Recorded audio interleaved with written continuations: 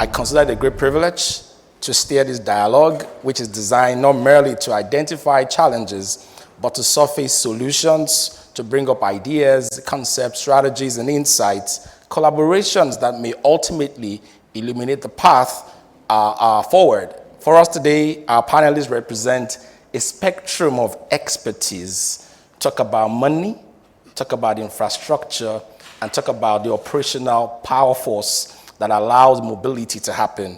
And today, I'd like to please introduce them to you one after the other. But before then, ladies and gentlemen, why are we here? Our objective today is to set off that tipping point that will change the narrative about mobility in Nigeria. Are we where we ought to be? Have things happened before that should set us on the right trajectory? Do we have the infrastructure?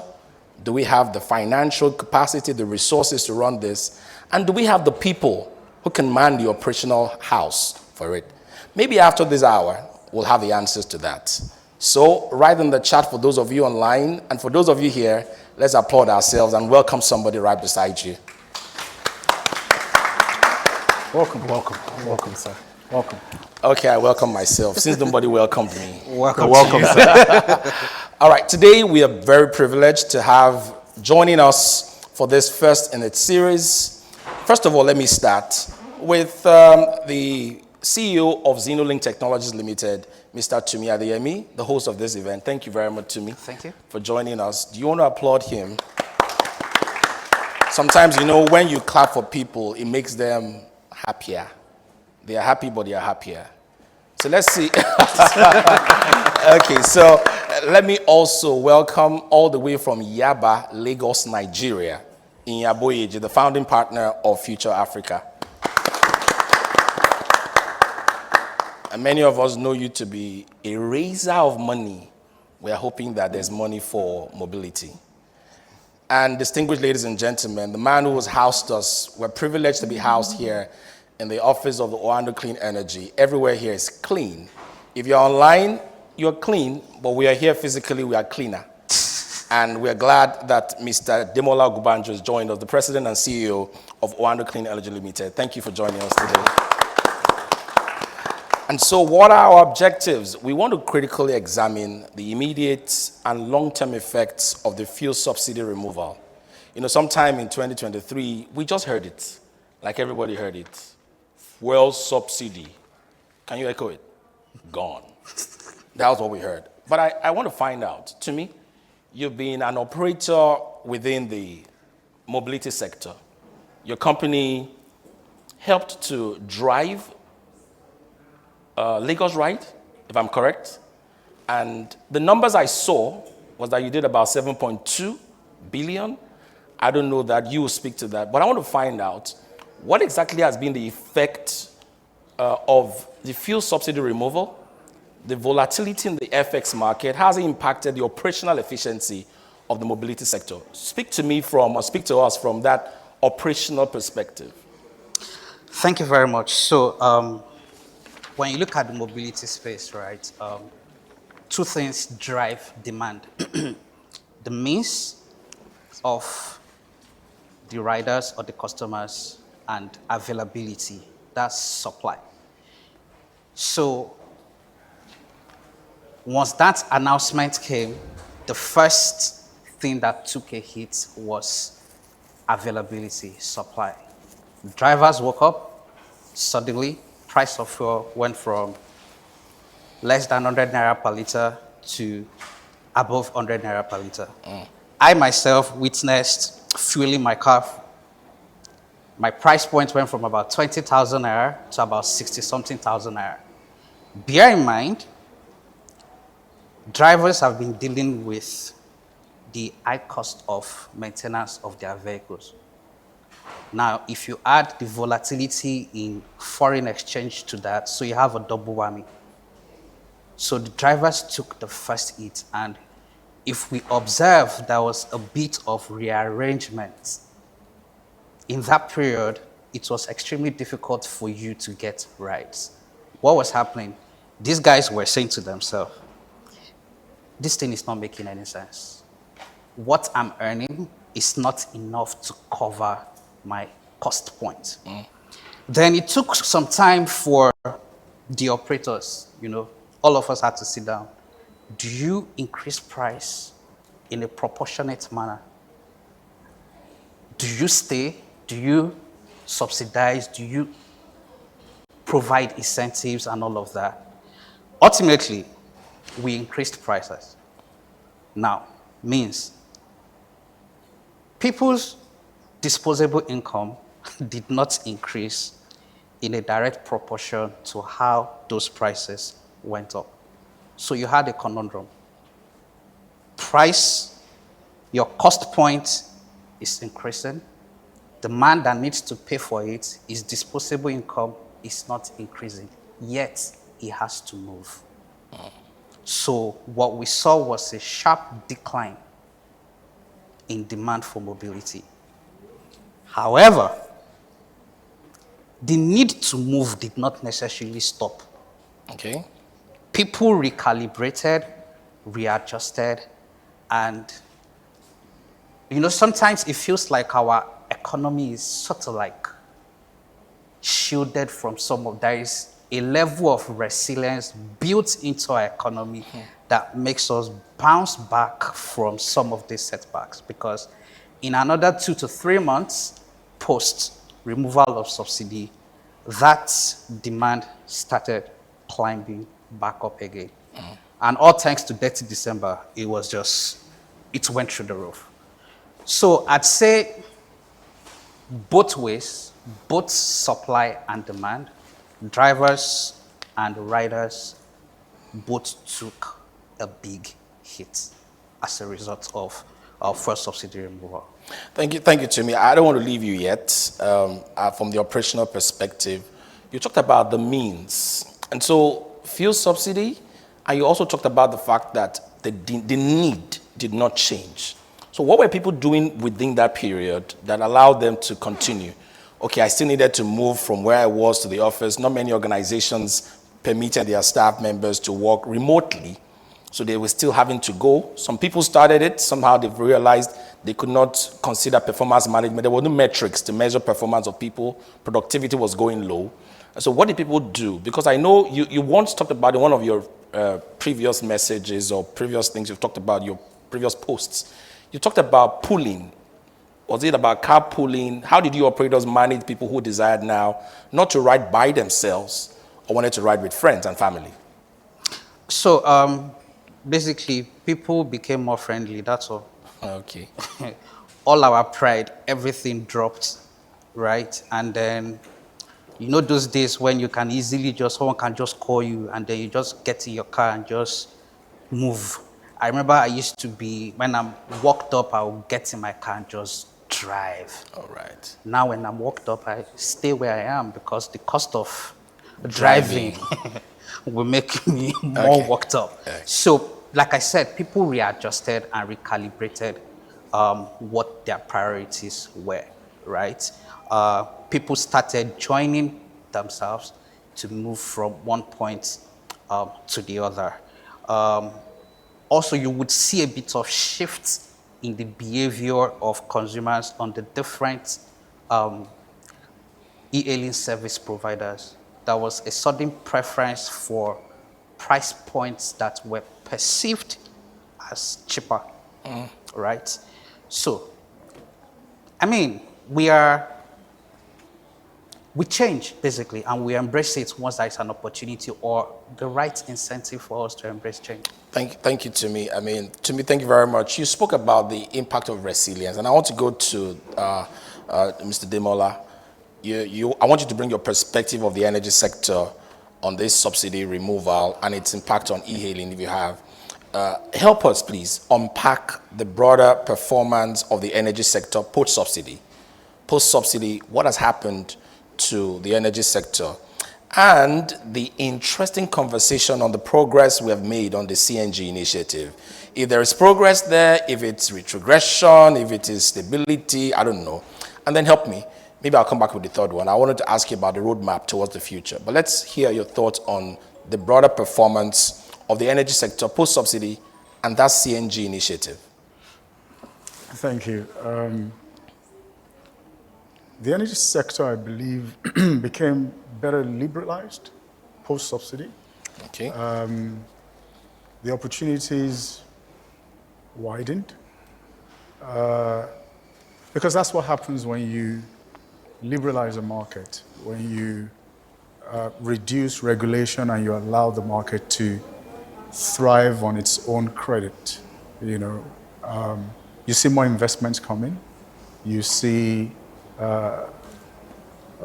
more investments in infrastructure, more investments in products, because now pricing is literally left to the forces of demand and supply. You know, market forces would determine, pricing. Interestingly, what you would have expected would be some kind of contraction in volume sold, but there was no such contraction because the need was still the need. Yes. You know, and that's helped. It's helped largely because we've been talking about deregulation for the last 2 to 3 decades. And the anchor of the argument had always been to empower the market so that you have more investments come into the market, helping with infrastructure development. And now we're seeing that post subsidy removal. It's also led to some form of creativity, because those who have been promoting CNG for transportation purposes will refer to what they're doing as being creative. Well,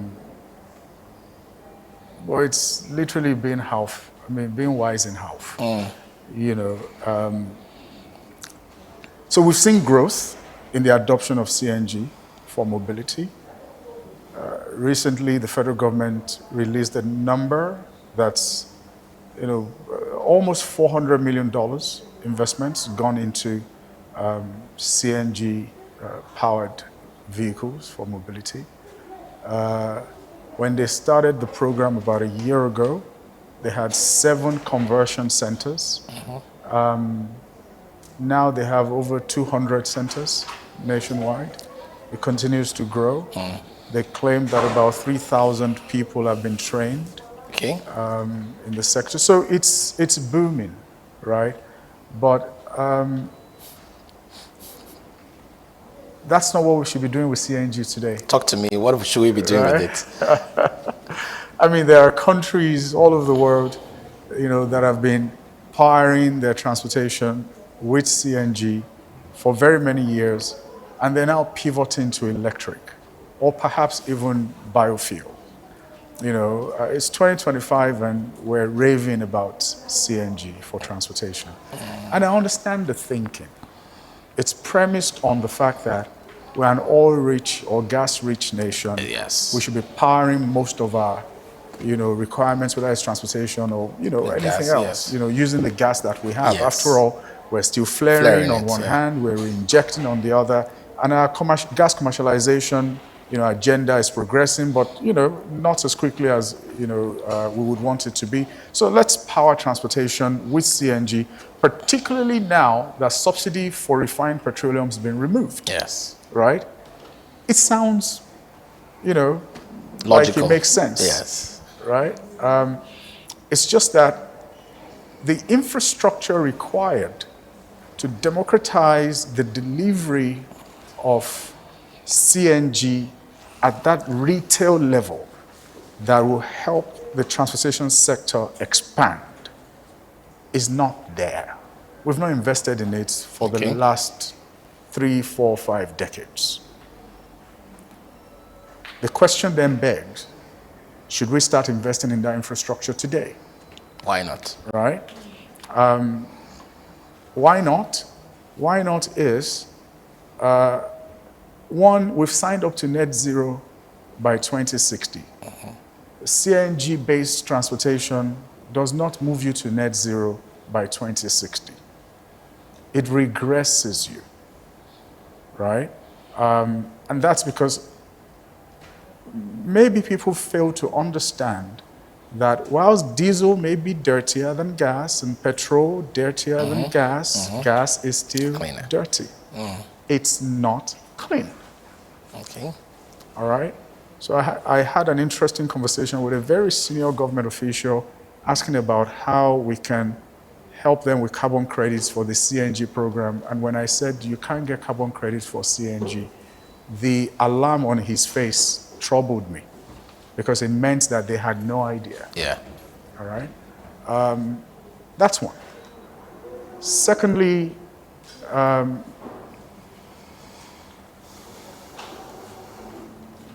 we're not saying that CNG has no role in transportation. What we're saying is that rather than for CNG to be powering vehicles, Okay.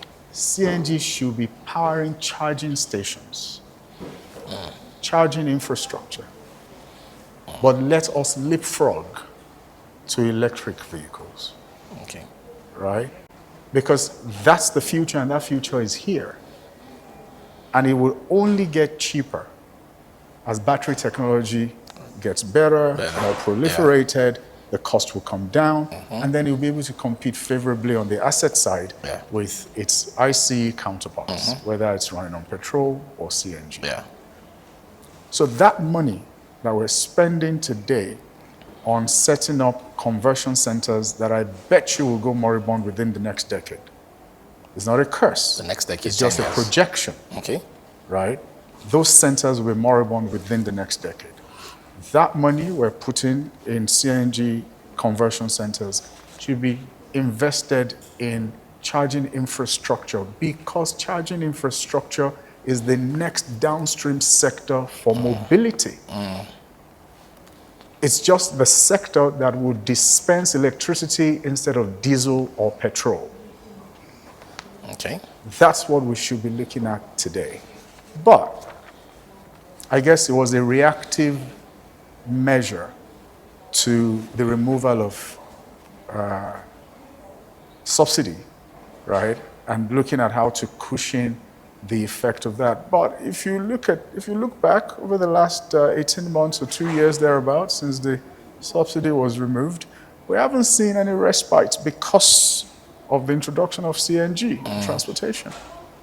But if we had invested that money in infrastructure for charging, we will see the respite. Yeah. Because electric vehicles have no engines, they have about 20 moving parts as against 2,000 moving parts of the internal combustion engine counterparts, which means you spend less on maintenance, which then means that over time, the cost of transportation will drop if you go electric. Now, the other reason I say that it's been wise by half, introducing CNG is because in 2022, we released an energy transition plan that we published to the world, committing to electrifying all public transport in Nigeria by 2060. Yeah. We released that in 2022, and by 2024, was it 2023, we changed course and started, going CNG. That is one of the issues you find, and I'm sure perhaps he will speak to it, when it comes to attracting investment into the country. Mobility, The policy is not enough. The behavior of the government is extremely important, because when you release one policy on one hand and you do something else on the other, that inconsistency discourages investments in the economy. Yeah. So, but in the private sector, we see the need to go electric. We'll continue to lead the charge. Okay. And as usual, government will catch up at some point. I like that. Government will catch up because the private is seeing the future. I like what you said about the CNG conversion centers going moribund, but I also see an opportunity there. I'm sure they can always be proposed to become charging stations, isn't it? Or do you think the way they are designed today, they cannot be converted? Those conversion centers tomorrow can become charging stations, isn't it? I hope so. Hope is not the strategy, is it? Oh, no, it's not. It's the fuel that keeps you going, so you can find a strategy. Okay. I like that. You're a great man, so wise words from you. It's the fuel that keeps you going so that you can find the strategy. All right, let me talk to our viewers, those joining us online, to say you can use the chat to send in your questions. And for people who are joining us live here, you also can, at the point where we take questions and comments, we'll be willing to have you share your thoughts and ask your questions, seeking for clarification. Inya, I go to you, the money man. How much money have you raised in a lifetime now? Are you counting? Well, over the last decade, I think at our last count, we probably, across all the 120 companies we've worked with, we've raised about $1.3 billion. $1.3 billion. It's not a lot of money, in short. You think so? No. Maybe to Oando is not a lot of money, yeah? Yeah, definitely not. I don't They buy companies at launch for that I will much. say nothing. All right, you are a seasoned investor. You are an ecosystem builder. We see what you're doing in Yaba, and we see what you've done, what have passed through your hands in time past, and we're very proud of you. You were the youngest person to get the OON, the Office of the Order of Niger. I wasn't counting, but You weren't counting. We the public were counting, and we see that you also served on some industry policy committee for the government. So you've been there. You've seen this. Can you share what you found to be the investor appetite for the mobility sector? What's the appetite like? Are you witnessing hesitancy or there's opportunity? So I think it's important to clarify what investors' appetite is for, and that's primarily for yield, right? Investors are yield hungry. Everybody's a bit nervous about the only asset producing yield being Treasury. Treasury, yeah. Because everybody knows that comes at the cost of inflation. Government's printing money to give you that yield. So it's not real. It's financial engineering. So everybody's looking at what kind of yield can come from engaged capital, i.e. capital that goes into real demand from people. Yeah. And one of the most fundamental demands people have is the ability to move both themselves and things. That's like, there's no way for us to get here, we had to get in a car. That's right. And money had to be spent. Whether you spent it last night with your driver queuing at the fuel station, or you spent it this morning on your way doing so, or you will spend it afterwards refilling your tank, you will pay to Spend move. money. And so thinking about it from that perspective, there's always investor appetite for investing in mobility. The question is, who is creating the products? And I find that investors get blamed easily because everybody looks at them as a replacement for government. But an investor's job is to return capital to those who own it, which is typically not him. And so what he ultimately cares about is his ability to generate a yield, a return to his investors. There is an opportunity to do that in mobility. So that's what I prefer to focus on rather than focus on investor appetite, because investor appetite is a flaky thing. Wherever there's money, investors will have appetite. Okay. Wherever there's money.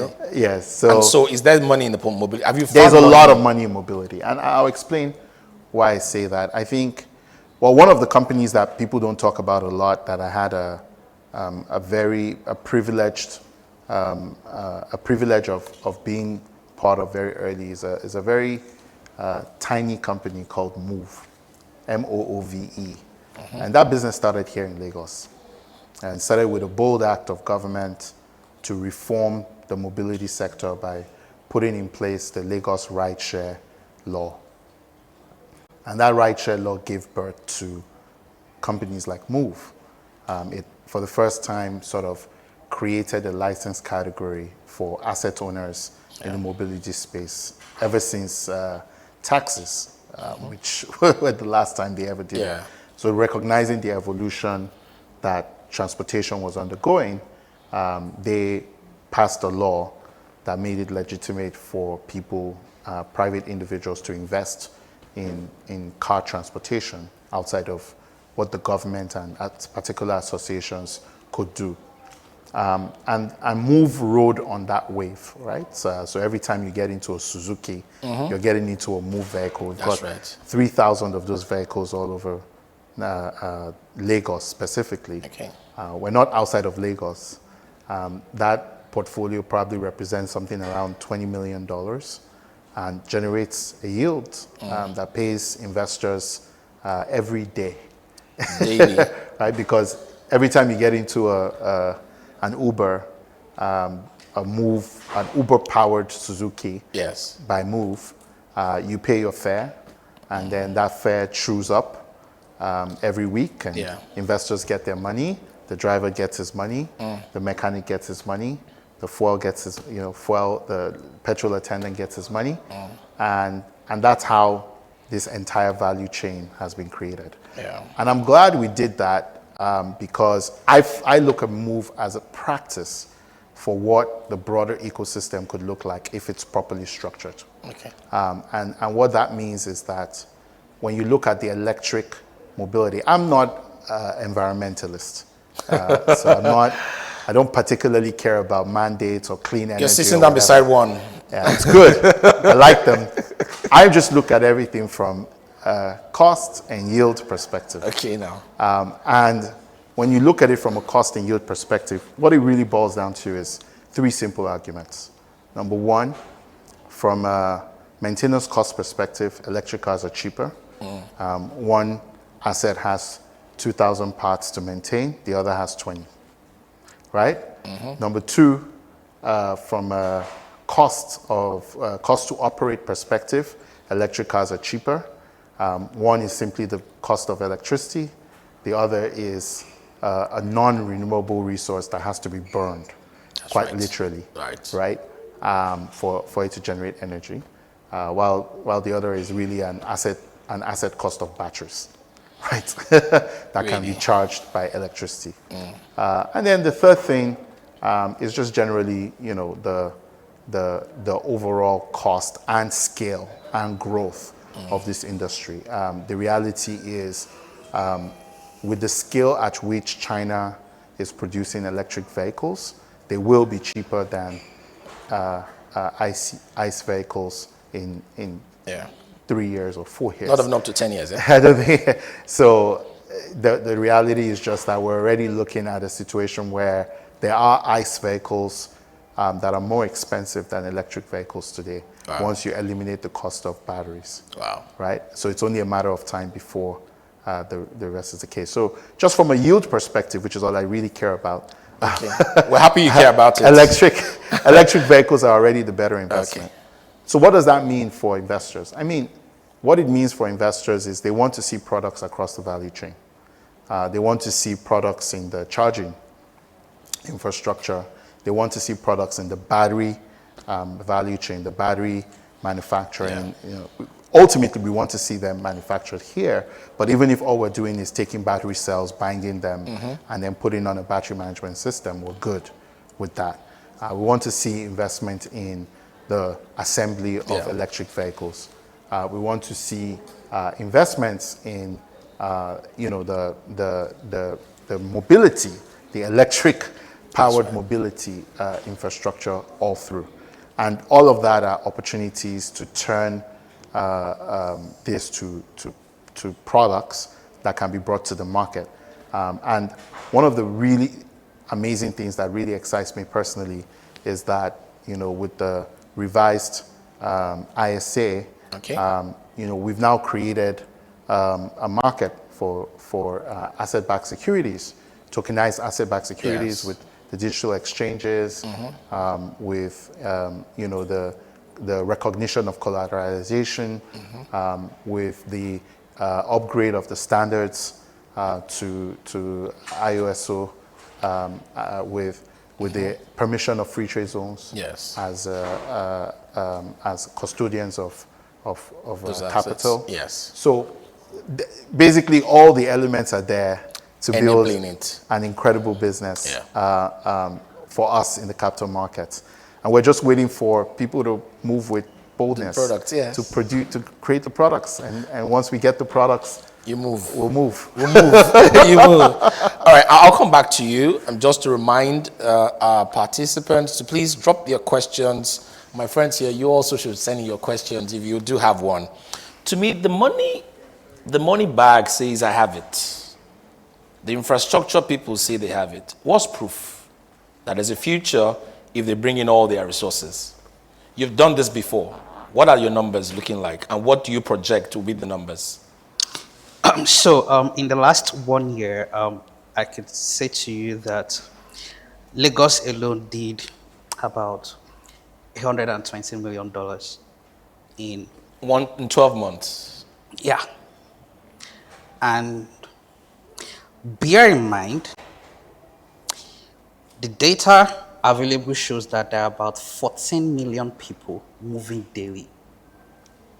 What I'm saying to you is, from the ride-hailing subsect of that 14 million people moving daily, it's just close to about 100,000 people. So daily, between Uber, Bolt, InDrive, LagRide, and all the e-hailing service providers, we're probably moving, say, between 100 to 105,000 people, right? Daily. Daily. But Lagos, this access from Aja to Marina on any given day moves over 1 million people. So if you convert all of the assets moving these people to EVs, that needs to be charged by the infrastructure man, that needs to be funded by the money bag. I do believe that his assertion is true. There is money in that space. There is so much money in that space. The problem is that it's fragmented. Okay. Just like he has said, we do not have enough products out there to put all of this together, because if we aggregate that demand, if we aggregate the protocols driving all of these services, it is easy for them to have a line of sight to data, and they would be able to make better and informed decisions, right? Let me give you an example. So I was privy to see the books of a transport company operated by state government. They had over 1,000 buses. For a full year, their entire gross revenue was less than 500 million naira. Gross. With 1,000 buses. On Lagos Ride with 300 cars, we were doing that in a month. So, if that data was available to the decision makers, where would you put your money? Just like I said, it's about the yield. So, the absence of data or actionable data is making, we are taking half-wise decisions, and we are unable to extract the value from the ecosystem as we should. All right. Thank you, Tumi. And I'll come back when this comes for Q&A. There's a question I have from the consumers. You guys are talking about clean energy in 10 years. You're talking about the appetite is not the appetite. It's the money for the appetite. You know, you're talking about there's money on the street. I don't have money. You bring everything you have. I don't have money. I'll come back to that question. I don't even have money to, whether it's electric or it's CNG or it's ICE or block. I don't have any. Right? So, but I'll come back to that, just so that you think about it. Demola, the question is, what then is that roadmap? You talked about Nigeria has a net zero ambition. What do you think should be our roadmap towards achieving that? Well, I mean, within the purview of transportation, we just need to stick to the commitment in the energy transition plan, which is to electrify all public transportation in Nigeria by 2060. Right? And it's got to be multimodal, right? Rail, waterways, roads, whatever it is, right? And that's what you see happening in Lagos. So Lagos is dedicating certain areas to electric transportation. They're referred to as green corridors. Yes. Where you have electric-powered rail system, running through and out of those districts. You have, they have a plan to ensure that even for road, the buses are all electric, the taxi vehicles are all electric. You know, so, and that's, you take it from one small district and you amplify that across the geographies, not only in Lagos, but across the country. What we need is that discipline to stay focused and put our money where our mouth is. One of the things you find, when the investor says, I've got money, I hear that a lot. And then you meet the entrepreneur who says, I've got an idea. And then you begin to wonder, what's missing? Why aren't these guys creating magic? Right? There's a guy here who has money, there's a guy here who has a great idea, but magic is not happening. It's that you find that upstream capital is not as available as it should be. And what upstream capital does is it proves the technology or it proves the concept. So the entrepreneur needs to design the project, come up with the fund, oftentimes equity, to test the concept. And when it's proven, the money man scales it up. Yeah. Right? And we need to, so the future is electric, however you look at it. Layered on top of electric is hydrogen, gas. So there's still a role for gas, powering vehicles. I believe that in the future it's going to be hydrogen. Okay. Again, as the pricing of hydrogen makes sense, you will see more hydrogen-powered vehicles. Today, it doesn't quite make commercial sense. And then you see biofuels, right? That's where it's going. But what's going to turn all of this on its head is technology. The day someone comes up with a device that is the size of your iPad, right? And what that device does is it sits between combustion and emission. That's a tailpipe. Yes. And it strips the gas of all things carbon, releasing clean air into the environment. Then refined petroleum is here to stay. That's what it means. It means internal combustion engine vehicles are not going anywhere. Because the issue is the emission. That's right. So if I find a way to strip that combustion of carbon and release clean air, then technology has solved the problem. So technology has a role to play. And I often say, this particular technology is not far-fetched. It exists today. It's just at a scale that is industrial. That's a carbon capture technology. And the fact that it's currently industrial does not mean it's not going to become more modular, much smaller in the future. And a reference point for that is computer. When you look at the computer systems in the 50s and 60s, you have the IBM mainframes that sat at the basement of large institutions, where people will go to, operate them, and they were trained specially. What those large machines could do at that time is like 2% of what your phone can do today. Right now.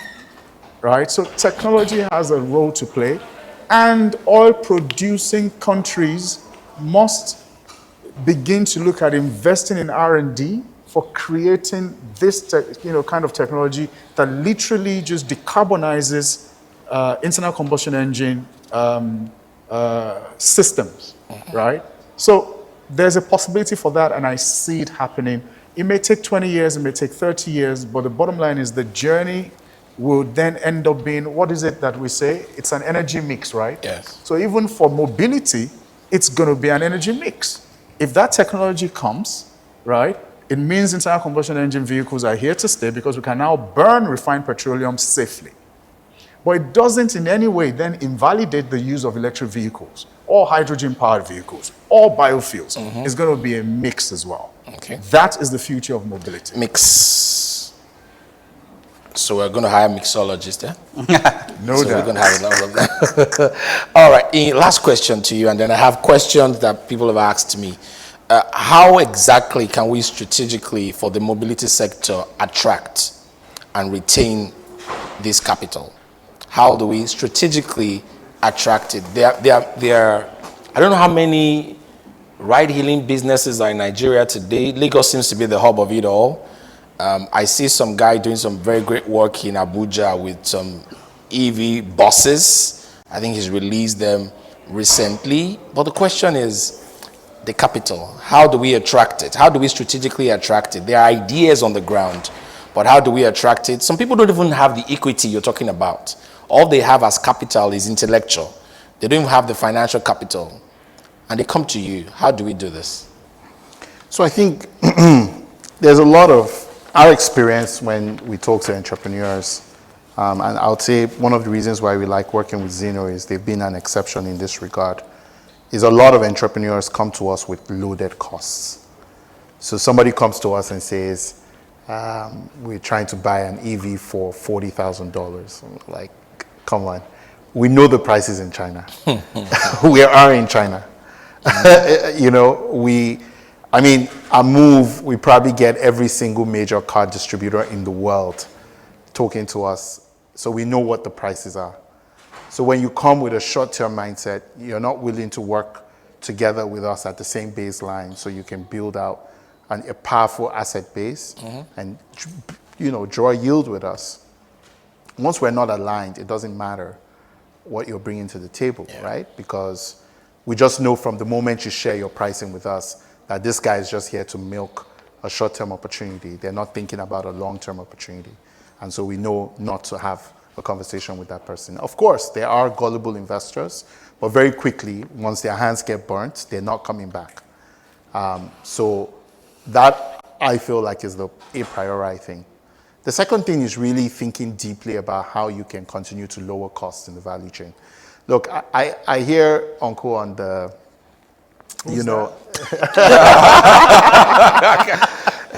Culture speaking. It's culture speaking. Culture speaking. I hear him on the carbon capture technologies and all of that. But look, the law of the streets where I come from is Oda. So where's the money? Where's the money? I don't think anybody cares about emissions. I definitely don't, right? If the world is going to hell in a handbasket, the least of my problems will be the cost. There's a lot more richer people that have to worry about that, so they can deal in their comfort. I think what it will boil down to is, what is the cost of owning this asset? What's the cost of operating this asset? And how much profit can I make from doing so? The lower the cost of owning and operating the asset, the more profit I can make. Yeah. And the less I can charge. The less I can charge, the more people can participate. And that's the math that makes the whole thing work.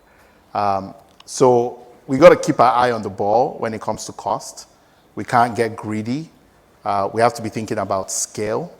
We have to be thinking about margins.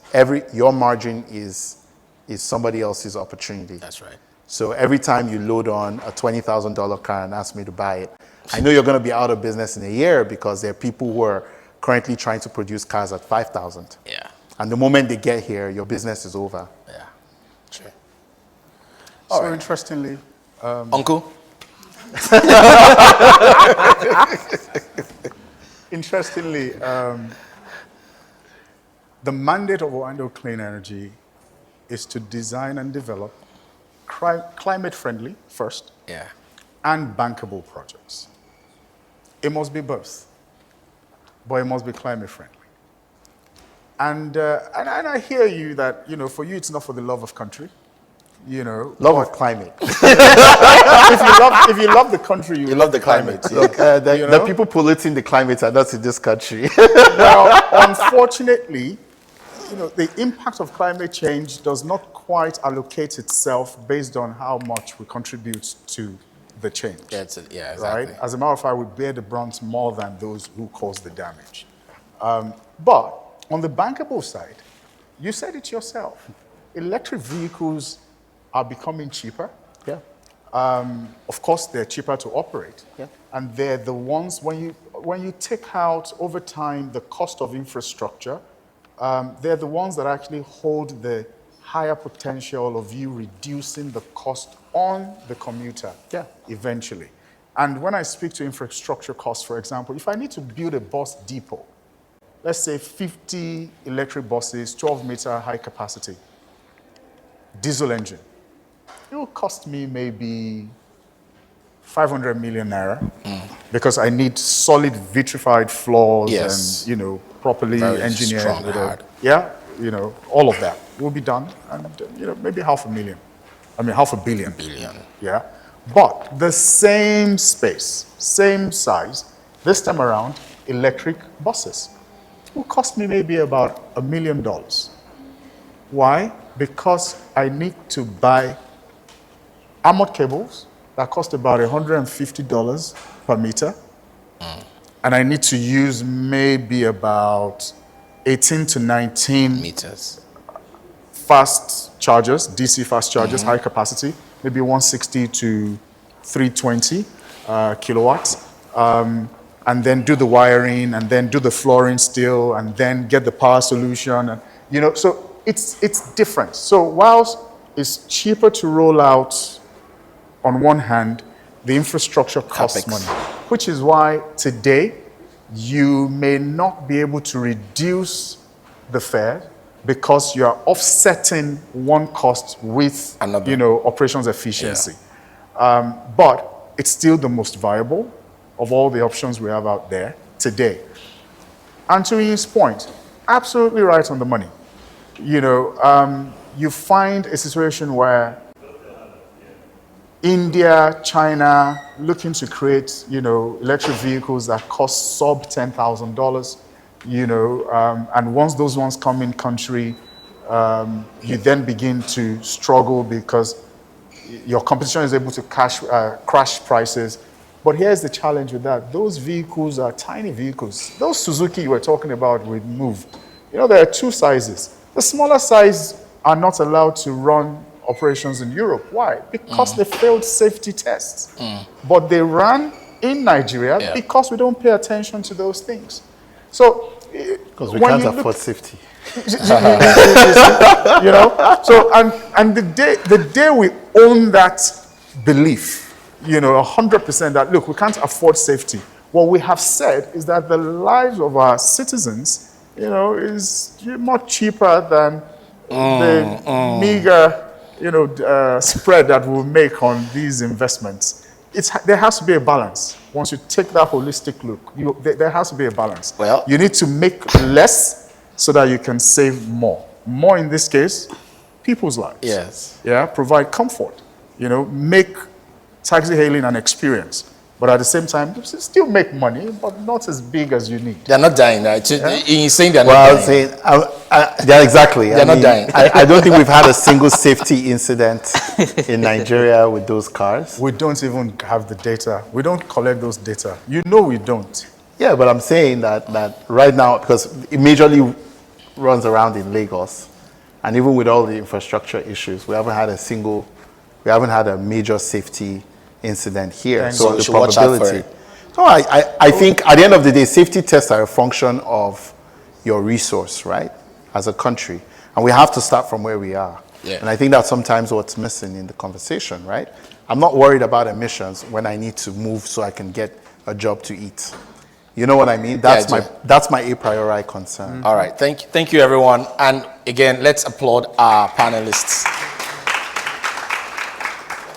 I have one question, though, and I'll come back to wrap up. I don't know if you had water. Is it clean water? Water to drink. To drink. It's clean. It's Aquafina from Pepsi. Okay, nice. It's clean. Nice. So I've got a question here. The very first question I have, and I will want all of you to please attempt it. The economic power of the movers is not being considered in this conversation. The economic power of the movers or users or riders is not being considered in this conversation. With all of these investments, how do you help the riders? I think I am. I mean, the reality is, if we're investing at scale and actually targeting lower cost of mobility, then that's precisely the point. So the entire business is designed around the economic power of the movers. Okay. That's the only reason why we're considering electric. I mean, look, from my own consideration, the only thing that matters is the economic cost of mobility to people, because people move to opportunity and people move things to places of opportunity. That's really what it is. Goods have to move from the north to the south. People have to move from their homes to jobs. Our job is to power that for as low cost as possible, because if we can take away that cost, we can reduce the cost of economic opportunity, which today is just too great for the vast majority of our population. Okay. Any other takers? You know, interestingly, like you said, there is no business without consideration for the economic powers of the consumer. Yes. It's not,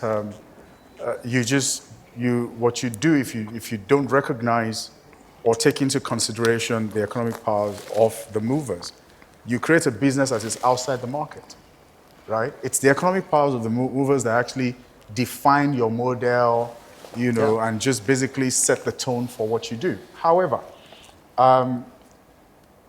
in consideration of that economic power, we're reintroducing and glorifying rideshare, right? Because it's not new. We've been ride-sharing since forever, you know. Well. When those taxis will just stop, Yes. pick you up, stop, pick join the next another guy, person. you know. But, you know, safety happened, you know, and anyways, a whole lot of things. But now we've reintroduced it. And that's so that movers can continue to move in recognition of the economic power. That's one. There are also other alternatives, all right? Tumi spoke earlier about 1,000 buses doing $500 million a year revenue, and that was the same thing 300 taxi vehicles were doing in a month. That is largely because these buses have fares that are regulated. Yeah. They're much cheaper. So you will see movers who used to be able to afford taxi hailing service now moving to Buses. mass transit using buses. Because in some environments we find, you know, government subsidizing some of these things. But when we ask government, when we hail government for removing subsidy on petroleum products, are we going to ask them to then move that cost to subsidizing movement itself, mobility? You know, so the market has to morph. We need to give the market time to morph, right? But the businessman, whether it's a capital provider, the entrepreneur, the operations guy, the bottom line is we are all focused on the economic strength of the of people, the mover. of the people. So I'll take a shot at that from the guy who is literally dealing with the mover, right?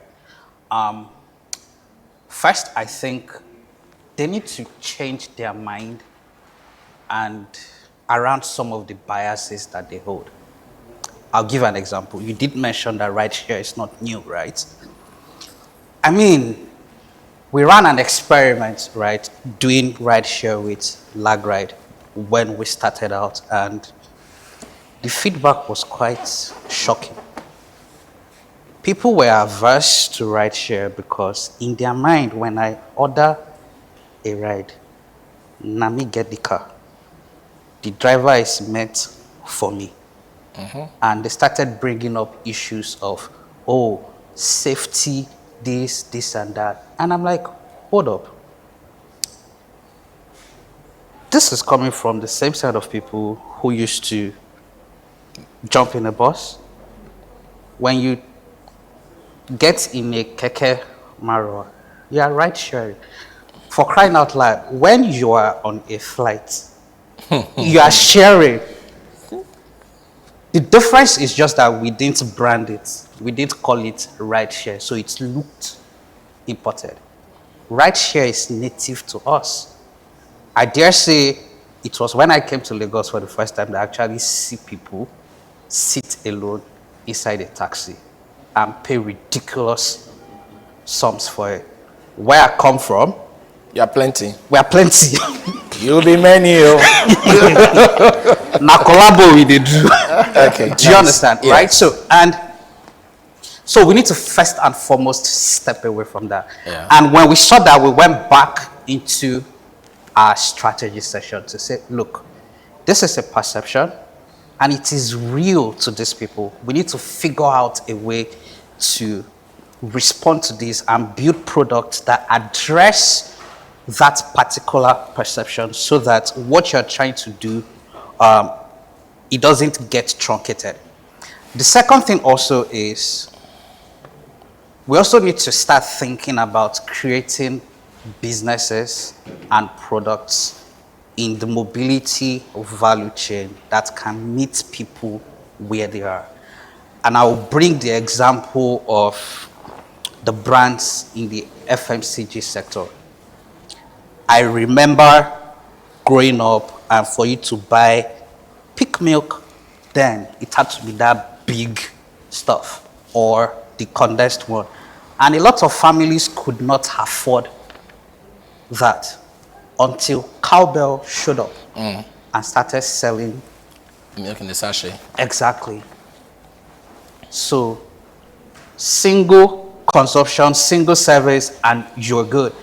And for the longest of times, I observed how a lot of those brands in that space, they did not jump on that bandwagon until they started losing money.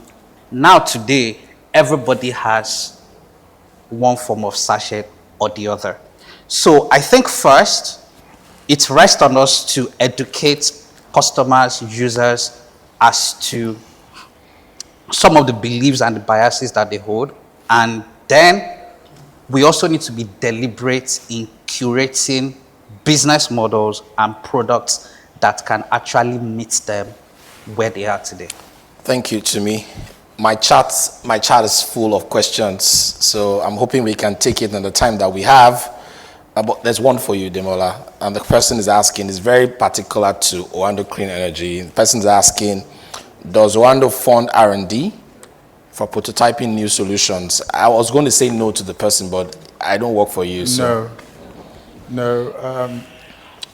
We do not invest in new technology until tested and proven. So we absolutely do not invest in R&D, not today. We're not capitalized to be able to afford that. Okay. All right. So I'll go back to you. Maybe you've been to Move, you've done a bit of work in the mobility sector as well. This participant is asking, how ready is public transportation poised to pivot to EVs? That's a good question. I think the variable factor here is the scale of charging infrastructure and how well planned that charging infrastructure is and how reliable it is. I think all the other factors are fair. Perhaps the only other thing I would say is our ability to increase battery manufacturing in country. Because at the end of the day, your car is really just an electric car is just a moving battery. Yeah. So if we're able to increase our ability to manufacture those, then I think we're ready. The major, I think it will happen in phases, right? I think we sometimes expect transformation to happen all at once, and that can be a problem. And the way I think it will happen is, first of all, largely speaking, from Ozumba all the way to, Lekki, to Ajah, maybe past Ajah, maybe you're going all the way to maybe Ekpe or Ibeju Lekki. You have one estate after the other.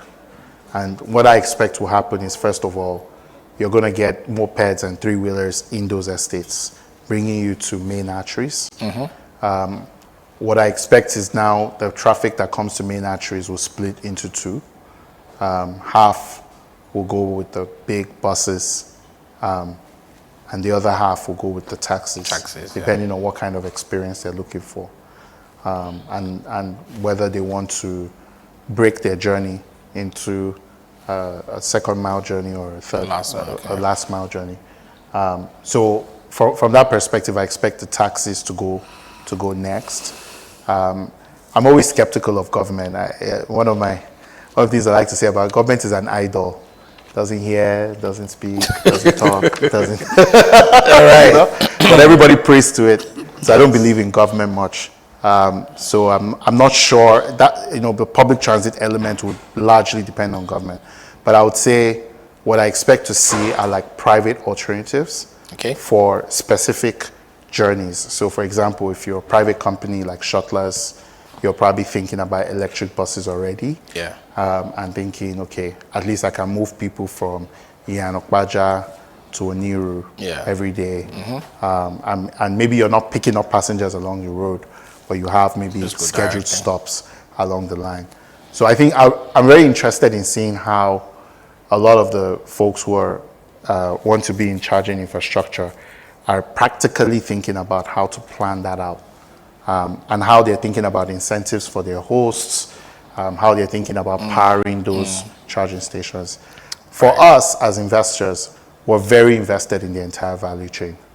And we're investors with a reputation for transforming value chains very fast. Whether it was at Adela, we invented remote work, quite literally, before COVID. At Flutterwave, we invented essentially being able to pay with any payment method, and the merchant being able to receive value Yes. where they need it. With Move, we grew ride sharing to a 1,000-car enterprise asset class. Yeah. So I'm sure that when we get into the electric mobility market, we'll do the same thing, and then everybody will wonder what they were looking at when they were just talking about it. And you rather were than doing moving. it. And we were moving. All right. Thank you, Ian. Demola, this last question for you as we try to wrap up this entire conversation. Someone wants to know what your plans for charging infrastructure is. Do you have plans for it? Oh, yeah, absolutely. It's not so visible yet.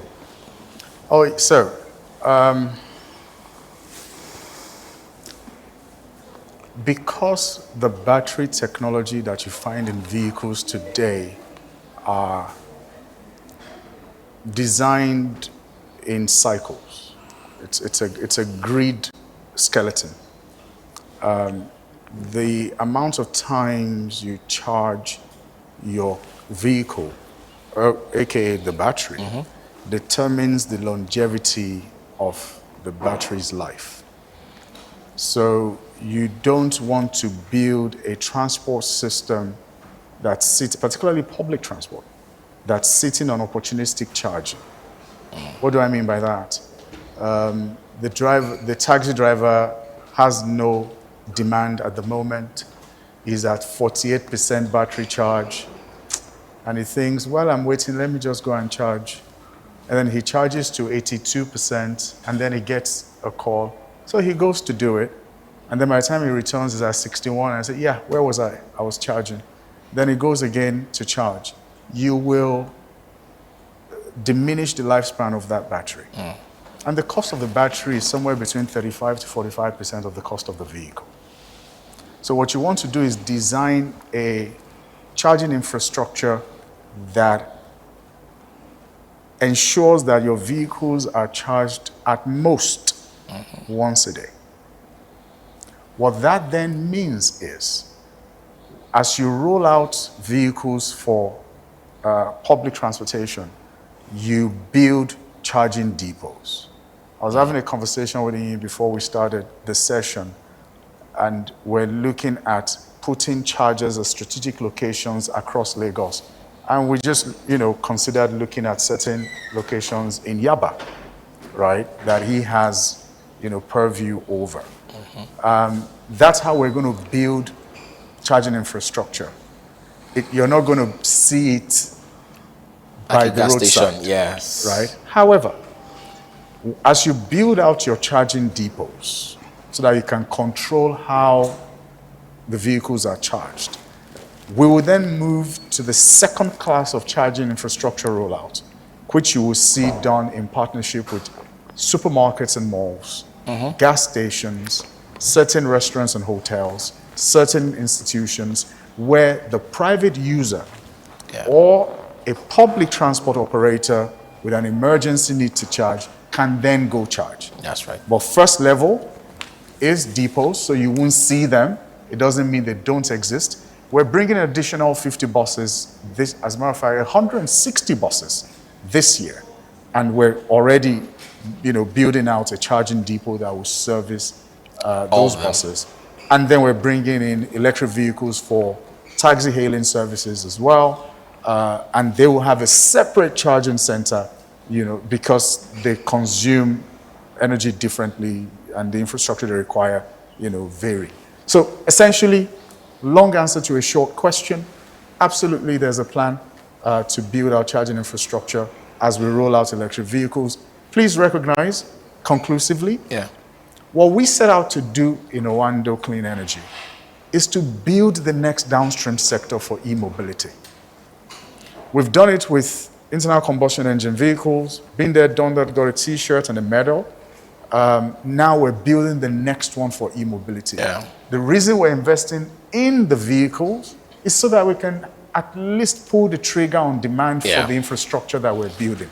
At some point, we'll build strictly charging infrastructure and hands off leave the asset acquisition on the vehicle side. All right, nice. Great conversation and great thoughts. I thought that needed an applause, though. I want to go into my audience. The guys online have been talking to me. The people in here are not talking to me. I think there's one or two questions from the room here. Can we have one or two persons in the room share? So my people online don't think it's just four of us in the room. We're a lot behind the camera. Beautiful and handsome faces. Good afternoon again, everyone. My question is around mobility outside of Lagos. Looking at the topic, it's analyzing the impact of fuel subsidy removal and FX volatility. Key points there on mobility in Nigeria. Lagos, yes, we have the highest population perhaps, and Lagos is a city-state. What happens outside of Lagos, say Oyo State, for instance, FCT, Kano, where the population is high as well in terms of mobility? Because we've been speaking to cars, so EVs in terms of regular vehicles and high capacity buses. Mobility, it goes down to two-wheelers, three-wheelers, for instance. What is the future of that looking like in this climate that we're in now? And do you see it as something that will actually attract investment? Because there are a few players in that space. So I just want us to look outside of Lagos where the money is, or where it appears the money is, to other states, outside of the Southwest perhaps as well. All right. Can I take a shot at that? Please. So it's interesting to note that a lot of state governments are outrightly banning two-wheelers and three-wheelers from their capital cities. And it's largely because these assets or mode of transportation appear to be high risk in nature. And as you move away from the state capitals, right, and outside Lagos, the bigger consideration then becomes purchasing power, because that purchasing power reduces drastically as you move. However, the need to move does not change regardless of the location that you find yourself. What I think we need to do is to start putting in place proper infrastructure, now digital infrastructure that will support mobility, right? As a regulator, if my concern is I do not know the bike operator or the three-wheeler operator, if identity is the problem, then solve the problem, as opposed to outrightly banning that entire class of assets, because how are the people supposed to move? Also, we often think that the wallet size for transactions in all of these places, we often think that they are significantly lower than Lagos. Yes, for certain services and for certain products, but you'll be shocked to realize that they will match Lagos dollar for dollar if you give them service. I give an example. I did some survey in Akure I grew up in Akure, and I used to take a cab for 13 naira. 2017 or 2018, that was at the beginning of my journey in mobility, and I sat with a cab driver in Akure. They had increased fares to 15 naira. So I was asking him, how much do you make per day? So he started breaking it down. I will pay union, I will pay delivery. This is what I'm supposed to take home. This is what I will spend on fuel. It amounted to about 10,000 naira. I'm like, sorry, here? By the way, the longest road in Akure probably is about maybe Admiralty Way. It's a small space. Then I asked, like, how many cabs do you have here? Then he said 3,000.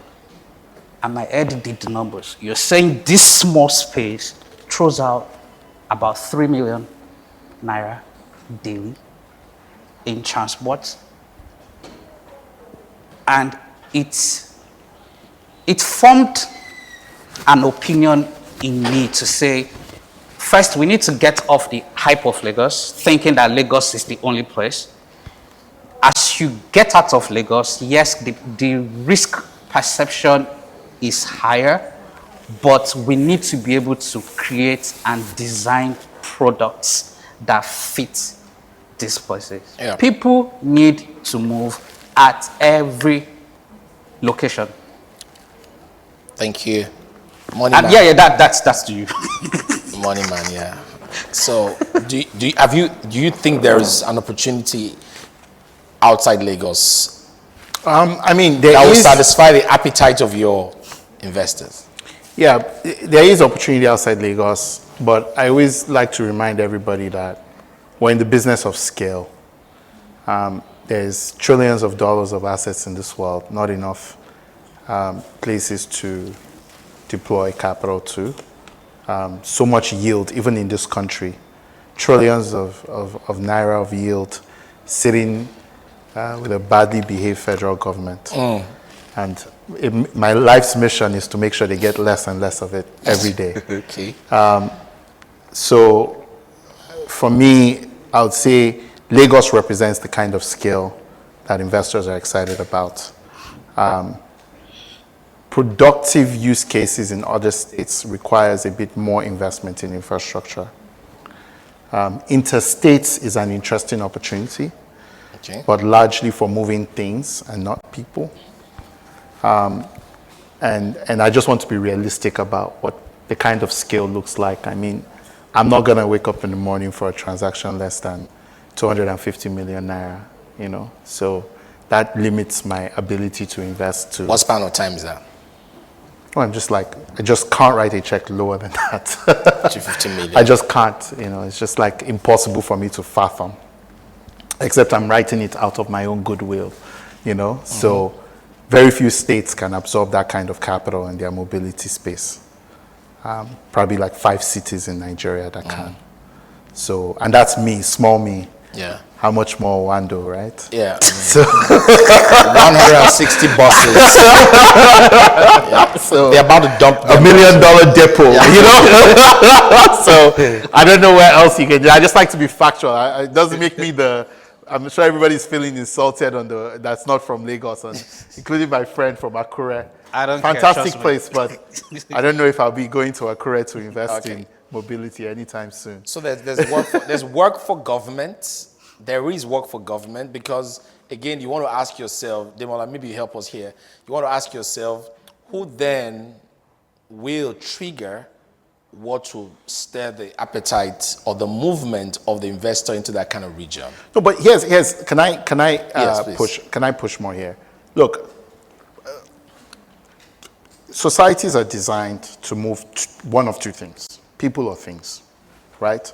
Lagos is a talent city, so this is where the vast majority of people who earn above 350,000 naira a month live in Lagos, period.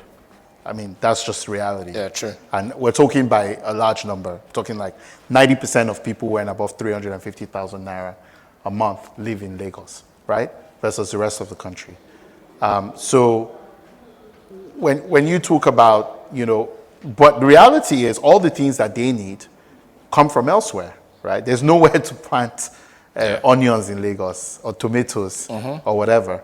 So if I'm a state government, I'm not going to waste my time trying to Move people. So you're just wasting your time, right? I would be building, truck depots to get my goods to Lagos. I'll be building electric rail to get my goods to Lagos, where the market is. Unfortunately, everybody likes to pretend because of federal allocation that all fingers are equal. Lagos is the economy. Everybody else is an addition to the economy. Wow. And they should serve the economy. Shots fired. So that's it. Like Lagos is a $235 billion economy in a country with a $350 billion GDP. Like, stop wasting your time.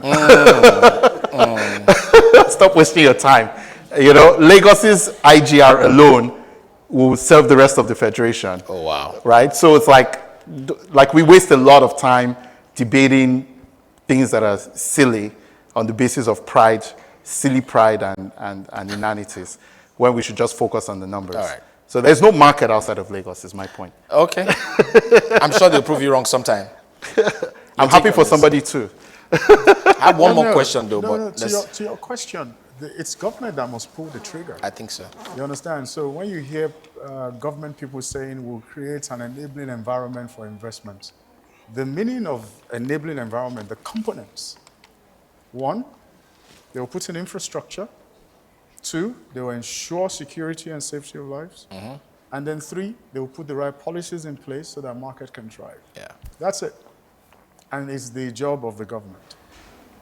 What the private sector will come do is to scale up once they see the opportunity. Yeah.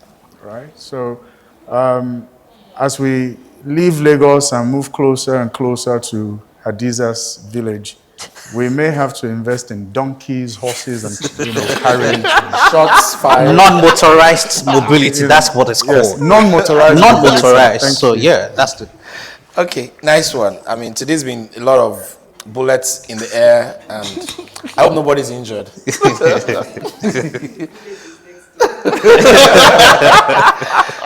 Okay, last question though. Someone is asking, and I think this is from Eve, should Nigeria be burning scarce forex? Are we burning forex? So my mindset is we need to be more strategic about answering that question, because I do find that sometimes the forex argument leads you down a path where you actually end up burning more forex than you generate.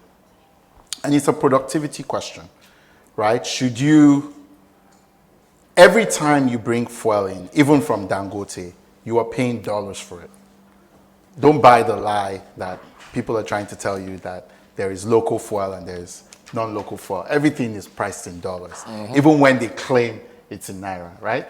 That $20 billion infrastructure that Dangote has wasn't built in Naira, okay? The capital was, it was built in dollars. Forex, yeah. Now, there's a real conversation to be had if we were serious about whether we should invest $20 billion, including a lot of the forex that we should have used to do other things, in a $20 billion refinery, or whether we should have just put $2 billion into a battery manufacturing plant. After all, the end game is the same. We're just trying to get energy. Or maybe we should have invested, $3 billion of that in redoing the grid, right?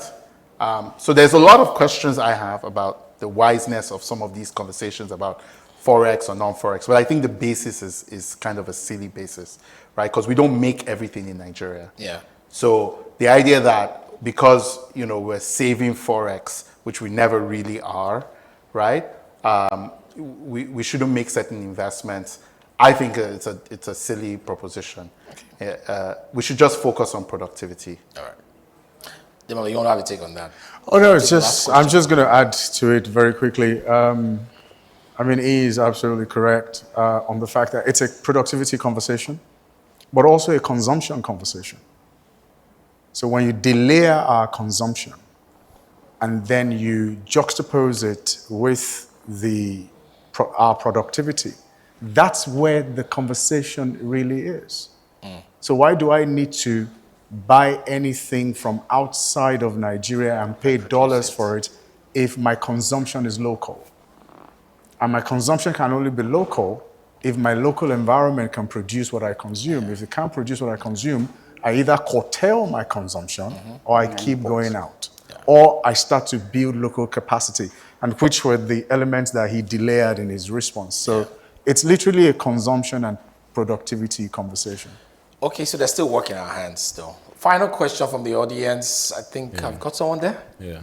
Thank you. Good afternoon, everyone. So my question is, I would require answers from all three panelists, from Tumi, Iyi, and Uncle. So, as mobility intersects with energy, fintech, and climate, what ecosystem-wide partnerships do you believe are still missing? I believe from their distinct positions, they probably have different responses. Or partnerships? Sorry, let me just read that again. What ecosystem-wide partnerships do you believe are still missing as mobility intersects with energy, fintech, and climate? Okay, you got that? Yeah. I'll start. I think the world is moving to, asset-backed securities, right? Because the foundations of the global economy are shaky, right? So, before you could bet on the greenback being the kind of index for stability, but since Orange Man got in, that's a bit difficult because for the first time you're having Buhari-style policy changes, So and all of a sudden realize how powerful the presidency is, and the fact that we've all been wishing on a dollar. So now everybody's chasing yield, right? Because that's your only security, the fact that your capital can be engaged in something that people require every day, and whatever the currency of choice is, you can convert your daily cash flows to that currency in order to accrue retained earnings. So what I think what's still missing in this is actually financial products that tap into this requirement of financial markets to turn assets to yield. That's right. It's interesting when people ask questions and they have to read it and still stutter while at it. They ask ChatGPT for the question.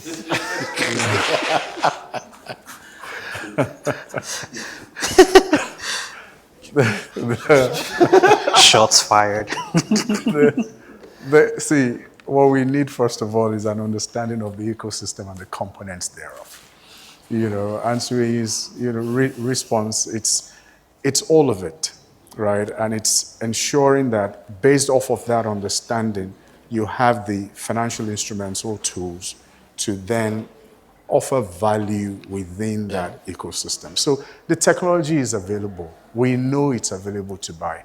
The human capital required to manage it across the value chain, we have, but of course there's significant skills development or training that's required. Financing is available as well, to be honest. Policy can be epileptic in some ways, but that can also be refined and worked around. But there has to be cohesion within that ecosystem, and based on the understanding of the entire ecosystem, you then begin to create almost like slices or modules of financial instruments that you can then use to help that ecosystem thrive. But I believe very strongly that the drive you need will come from one, government, right? Because you expect government to have a holistic view and vision for what they want mobility to be, right? And based on that vision, pull stakeholders together, right?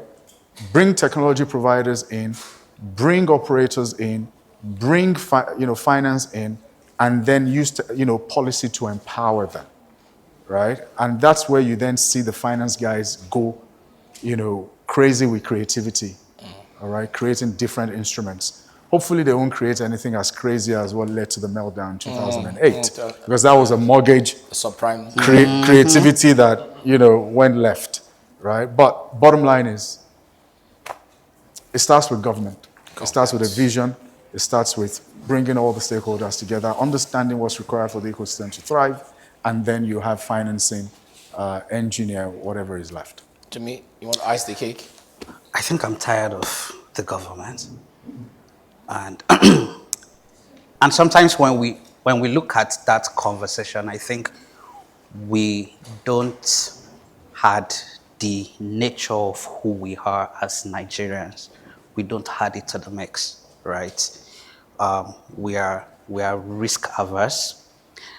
I dare say Nigeria and Nigerians are the only ones that will put up an ad, ask you for an innovation, an innovative product, and when you are done presenting, the next question they will ask you, where has it been used before? So except someone, first of all, breaks the ice, someone has to take the risk first, then everybody jumps on the wagon.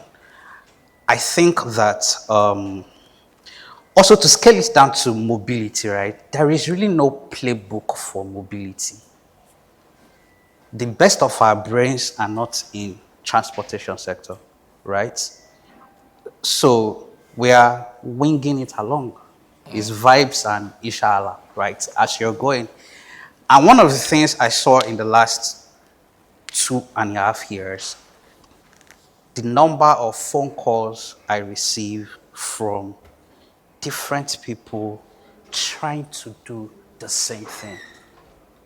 On any given day, I can count at least 3 or different 4 messages from someone who has a fintech product trying to do collection in mobility space. Like, the last person I spoke to is doing the same thing you are trying to do, right? And ever since I met Uncle, Really? you're not getting out of that. Ever since I met Uncle, right, I've made several introductions, right? I've made several introductions with you. I've introduced the both of you. What am I trying to do? Basically, let's work together. Because here's the thing. We all have different strengths. And I do not think a single entity can realistically take on this entire thing. Yeah. I think we need to get to a place where we are comfortable and secure enough to stay with what we are great at and trust that the counterparty we're on the table with would also stay with what they are great at, so that the combination of our expertise can unlock a better proposition for everybody. So I think we should start with ourselves. Government will join us, I believe so, at some point if we are able to come up with something so compelling. I mean, we've seen what the guys in the fintech space did. They broke the back of the traditional banking institution. Yeah. All right. I mean, ladies and gentlemen, it's been a pleasure listening to everyone. And I think, once again, we should applaud our speakers, applaud all those who asked questions. You've made this conversation very, very rich. I need to close now because we've had a long day. And some people are thinking of traffic already. So imagine that. So whether you're going by water or you're going by road or you're using the broom to fly, whichever way, there's mobility. That's local. Local, not motorized. That's Edo style. So there's one last question for you, just to wrap it up. Yeah. Just to wrap it up, just 30 seconds from each one of you. 30 seconds. What kind of urban mobility future do you envisage for Nigeria? Yeah, I mean, for me, it's I think really it's about moving, designing our cities so that we are tactically moving people and things as required. Yeah. Designing. So for me, I think it's really about the design. So, I live in Yaba. my ultimate dream is for Yaba to be walkable and for us to only have three-wheelers on the streets. I don't think we have two big transport depots, Yaba, Yeah. and and we have the train station. Yes, I think that should be enough for everybody. Ultimately, anybody who has a car in Yaba should be paying extra, in my opinion. That's how I see the future. Thank you. We're designing it. To me, what's your final word on this? Quality of service, and I think it rests on the driver. Either it's a two-wheeler, a three-wheeler, a four, whatever wheeler, right? If that person fulfilling service for you, if the experience you get from that person is negative, then as the end user, you are less incentivized to engage with that service. Thank you. So I think it is extremely important, and it's a conversation we don't have enough. Look at all the numbers, all the investment that has gone into everything we're talking about. Who is thinking about the driver? All right, thank you. To me, quality of service, customer experience, vital. Uncle? You too? No. Moderator, I moderate what I hear. I'm just amplifying it. Interestingly, I'm not a fan of three-wheelers. It actually rouses me, somewhat gets me emotional when I hear about a transport system for this country that is three-wheelers involved. centered around three-wheelers. And then the justification is, our demographics very similar to that of India. Three-wheelers are thriving in India. Who says I want to be compared to India? Right? Why can't I be better? Why can't it be a transport system that's similar to what you find in Scandinavia? Right? It's rail, it's road, and it's four-wheelers or scooters or two-wheelers, but no three-wheelers, right? And it's waterways. It's the fancy stuff that I want for my people, and that's the future that I see. And the reason we cannot give up on government is whether they're leading us or we're pulling them along, they regulate us. True. Absolutely. So whilst I am big on design, particularly when you design societies in a way where people can walk, ride bicycles, I love it. I studied urban and regional planning for my first degree. So that's what I want to see as well. But even with that, you need government. So whilst you can look at Yaba, design it, you can't implement it without taking it to them, making them a disciple, and saying, let's do this. We are the government.